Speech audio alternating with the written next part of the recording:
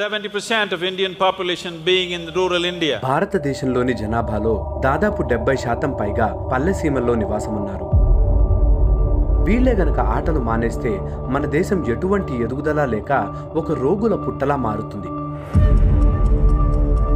ఈ రోజులో అంటే మరి ఎప్పుడు కూడా ముందు పనులే రైతు పనులు ఏవో చేసుకుంటాం, ఇంట్లో ఉండడం కాబట్టి మనసు మాత్రం ఇంటికి వచ్చేసరికి ఇంటికాడ ఉన్న ఏదో రాగా ఉండేది. మేము కుర్రోళ్ళు కొంచెం చెడు వ్యసనాలకి వాటికి చాలామంది కొంచెం అట్రాక్ట్ అవ్వడానికి దారి తీస్తున్నారు ఈ మధ్య. అలాంటివి లేకుండా మా పంచాయతీలో మా ఊరిలో మేము ఈ వాలీబాల్ ఆడటం జరుగుతుంది. గత 16 సంవత్సరాలుగా ఈషా గ్రామోత్సవాలు ఎంతో హుషారుగా కొనసాగుతూ వస్తున్నాయి. భారతదేశంలోని పల్లెల ఉత్సవ స్ఫూర్తి ఇప్పుడు ప్రస్ఫుటంగా కనిపిస్తోంది. నానాటికి నూతన శక్తిని కూడా సంతరించుకుంటోంది. ఈ సంబరాలు ప్రతి పల్లెని తాకాలి. అనంతపురం గ్రామంలో ఒక పండగ వాతావరణం అనేది కల్పించారు. ఇషా ఫౌండేషన్ వారికి ధన్యవాదాలండి. ఎందుకంటే మాకు ఈ అవకాశం ఇచ్చినందుకు. మీకు ఎన్నిసార్లు చెప్పినా సరే తక్కువే, ఎందుకంటే చాలా ఆనందంగా ఉంది మాకు. ఇప్పుడే ఇంటికి ఎలా అనిపించట్లేదు. చిన్నపిల్లలు ఆడుకునేటప్పుడు ఎలా ఉంటారో మనం కూడా అలాగే ఉంటాం. ఆ ఫీల్ని అనుభవించాలంటే ఈ ఆట ఆడుకోవాలి.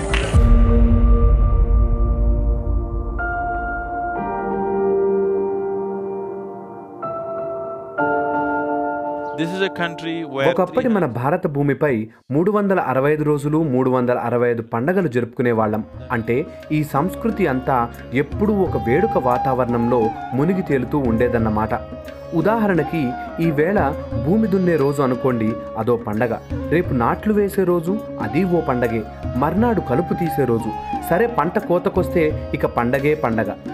ఇటువంటి స్థితి నుండి ఇప్పుడు మనం ఒక విషాద స్థితికి నెమ్మదిగా దిగజారాము.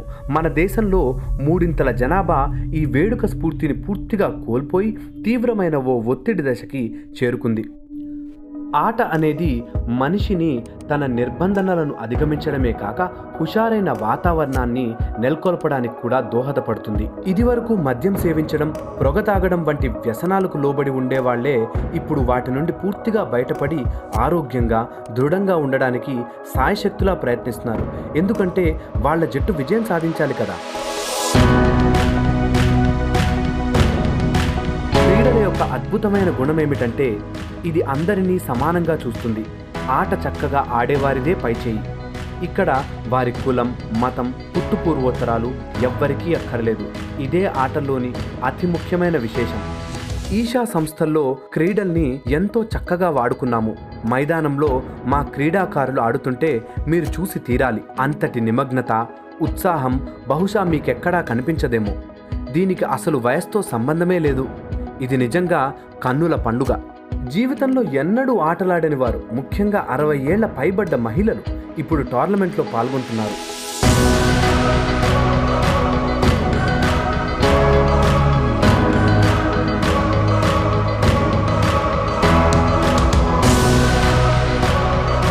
ఇంకా చెప్పాలంటే ఈ వృద్ధ మహిళలు కుర్రకారుతో పోటీపడి వారిని అవలీలగా ఓడించేస్తున్నారు. ఇది తమిళనాడులో మొదలైన ఓ అద్భుత ఉద్యమం.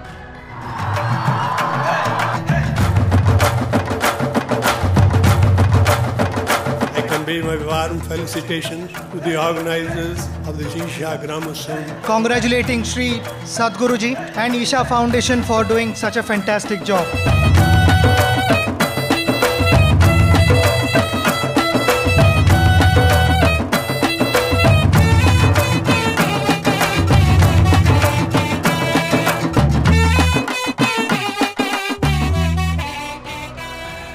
ఇక్కడ జరిగేది దేశవ్యాప్తంగా జరగాలి. క్రీడల్లో ఏదో అత్యున్నత స్థాయికి చేరుకోవాలనేది కాదు. ప్రతి వ్యక్తి ఆటల్లోని ఆనందాన్ని, ఉత్సాహాన్ని చవి చూడాలన్నదే దీని వెనుక ఉన్న ఉద్దేశం.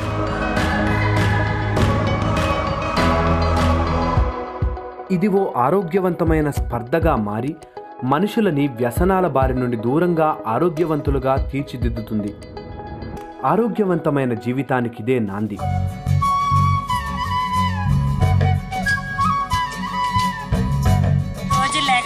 పనులు పిల్లలు ఇదే అయిపోతుంది, కానీ కరెక్ట్ టైంలో ఇలా పెట్టడం వల్ల ఏంటంటే మేము అసలు బయటికే చెప్పలేకపోతుంది. నిజంగా నైట్ అంతా అదే మా డిస్కషన్. రాత్రి 1 గంట వరకు ఆడాము, మొన్న రాత్రి 11 వరకు ఆడాము. ఓడిపోయిన ఫీలింగ్ కూడా లేదు, ఇంకా ఆడదాం అనేసి ఉంది.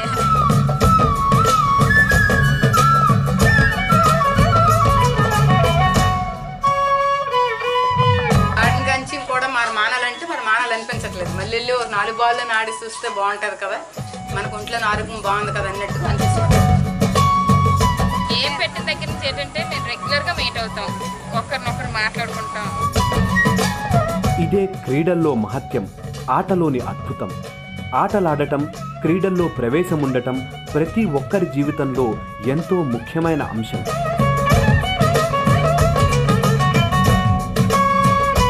గ్రామోత్సవం కూడా వెళ్తాం, ఫైనల్కి వెళ్తాం, కన్ఫామ్గా గెలిచి తీరుతాం.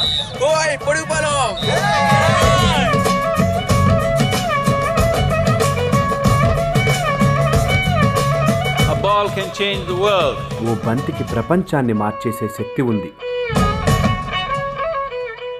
Dear Sadguru, it is well known that desire is the cause of all sorrows and tension. But being a wife and a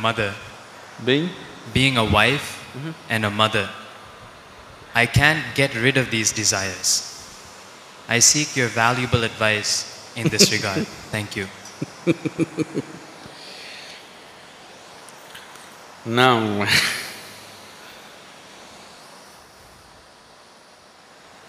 it's not because you're a wife, an intern, a mother, that your desires have come. If you were nobody's wife, probably you were desiring, when you were nobody's wife, you were desiring to be somebody's wife.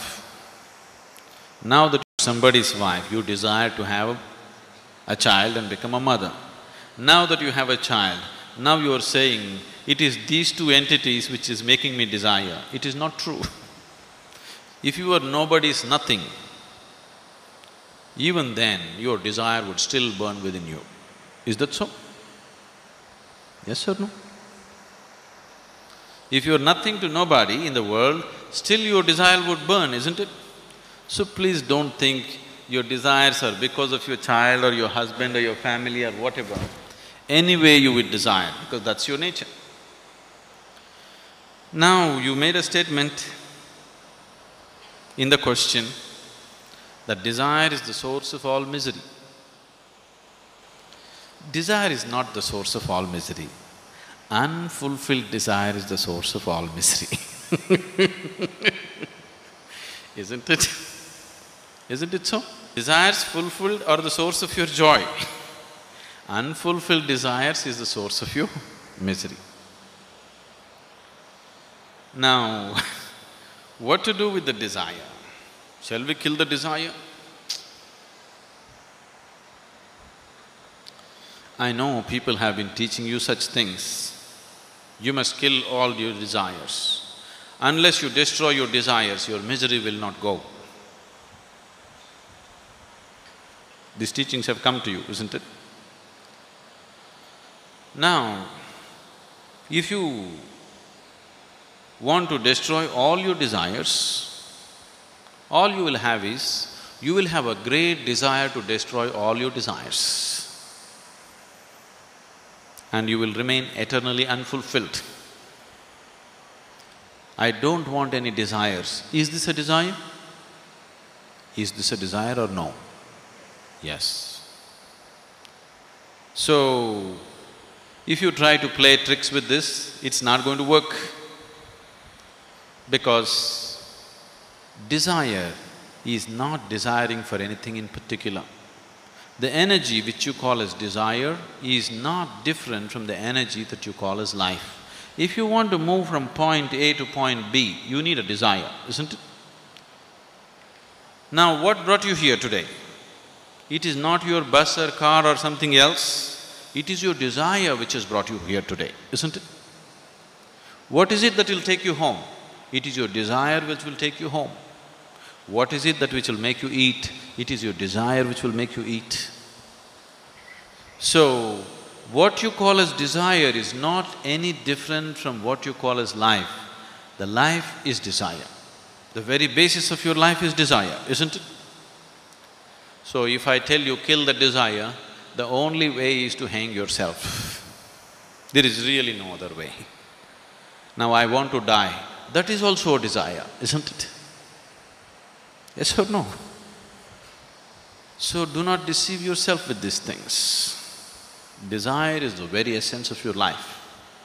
But at the same time, you also know that desire is an unending thing. If you fulfill one, the next one will be ready. If you fulfill that, the next one will be ready. It keeps you on all the time. And obviously, some desires will be unfulfilled, and those unfulfilled desires cause much misery to you.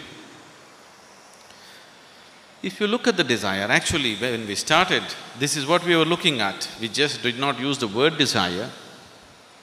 There is something within you longing to be little more than what you are right now, isn't it?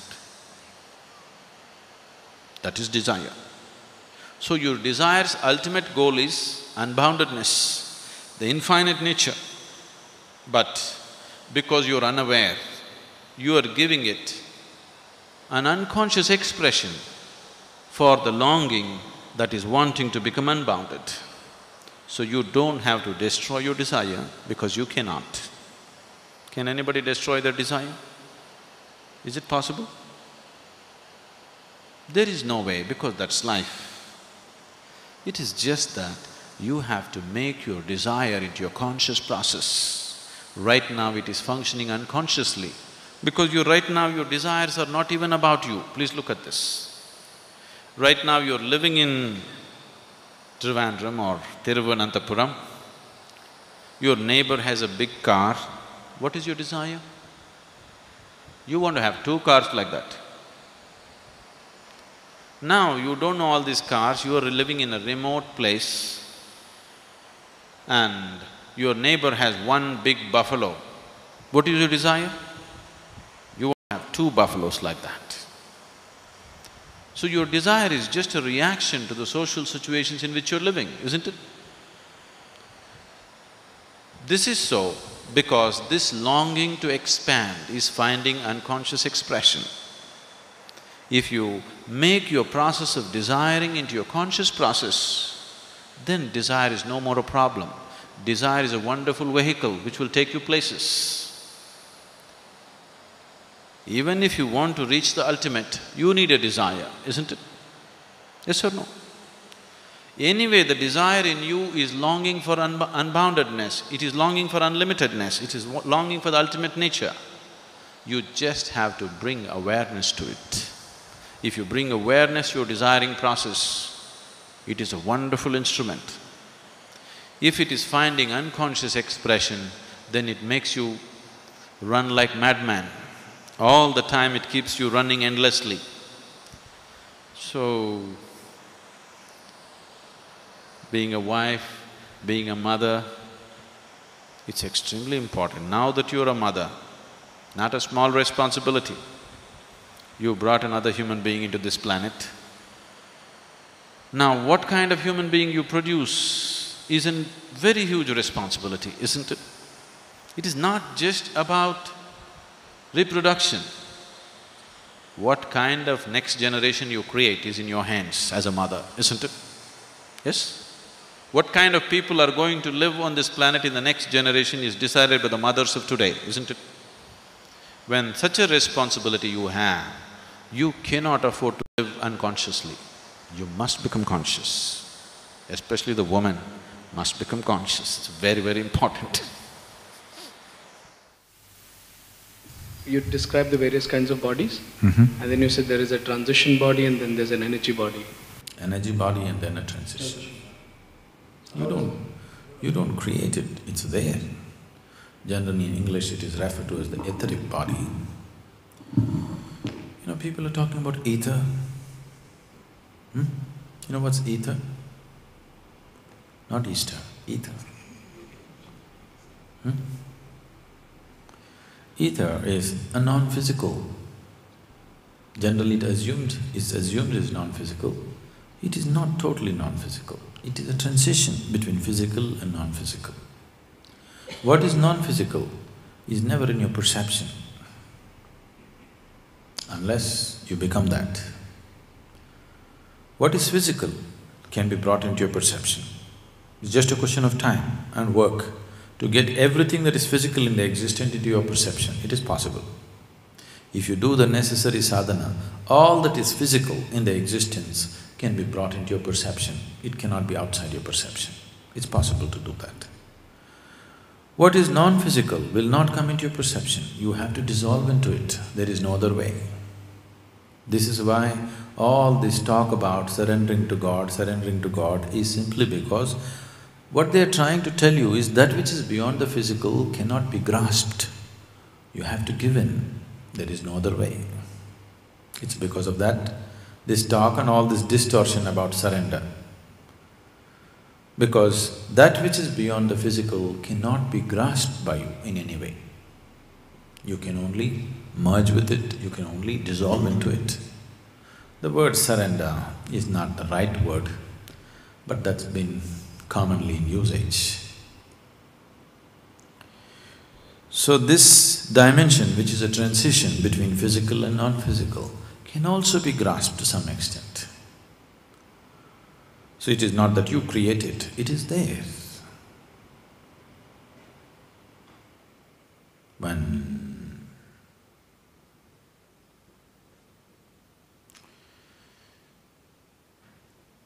This is way back, many years ago.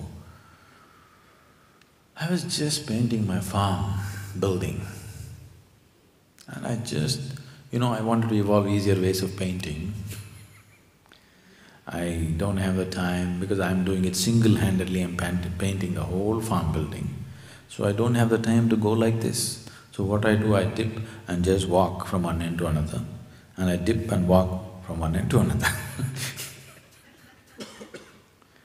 So first smear I dipped and walked. Here it came out thick. As it went, it became thinner and disappeared. I just sat there and it just blew my mind totally, because the whole existence was right there for me. This is all the existence is. Something is gross, it becomes subtler, and it becomes non-material. When it becomes non-material, you call it divine. Very gross, you call it rock or matter. In between there are many levels of subtleness or grossness. That's all existence is. So that point where the paint is very thin is what you're talking about. Guruji, what is destiny and fate? What is destiny and fate? The sum total of all the impressions that you have taken in creates certain tendencies within you. Everything that has gone into you through five sense organs is recorded inside. An amalgamation of all these impressions that you have taken in the form of life starts creating their own tendencies. These tendencies tend to take you this way or that way. It takes different people in different directions. But if you are willing to make your life process conscious, then there is no destiny for you. Destiny is 100% your creation. Even now it is so. It is just that you are creating it unconsciously. But you can also create it consciously to an extent that the very way you live, the very way you die will be by choice. The very womb that you choose will be by choice. You can take your destiny to your hands to that extent. The moment you say, I am on the spiritual path, what it means is that I have taken my destiny into my hands. Whatever my karma says, whatever my society says, whatever my parents were, that's not the point. I am going towards liberation and that's all. That means you've taken your destiny into your hands, isn't it? Yes? The moment you say, I am on the spiritual path, you have taken your destiny into your hands. And you should. Once you are born as human being, you should not live. You should not become who you are because of the situations in which you live. You must make the situations happen. Just being influenced by situations is animal nature. Human nature means he creates his situations, isn't it? So, if you're allowing your life to happen to you helplessly, you are ruled by destinies. Destinies are just an accumulated impressions within you which are creating certain direction to your life. But if you become conscious, you can create a conscious direction to your life.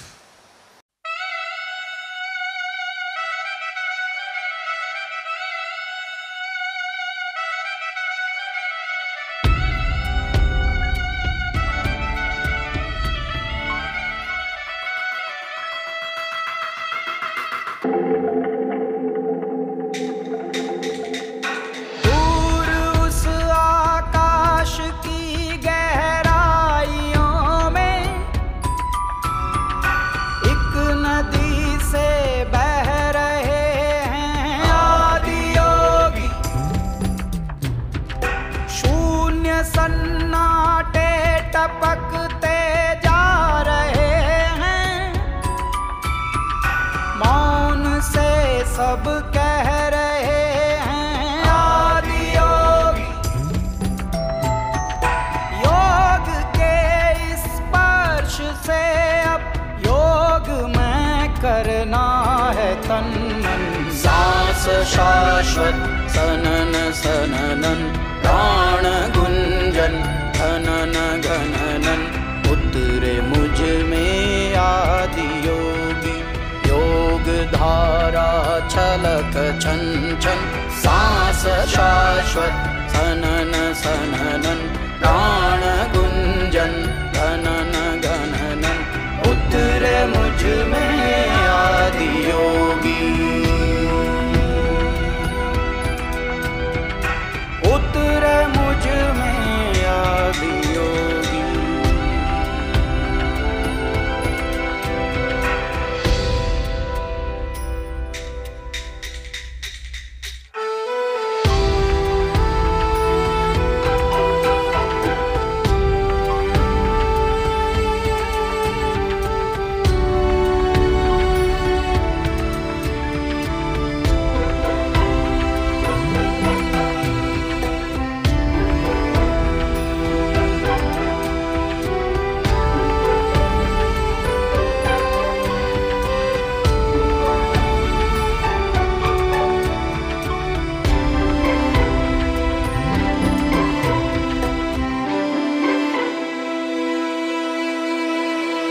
Piece दो अस्तित्व मेरा और कर दो चूरा चूरा, पूर्ण होने दो मुझे और होने दो अब पूरा पूरा।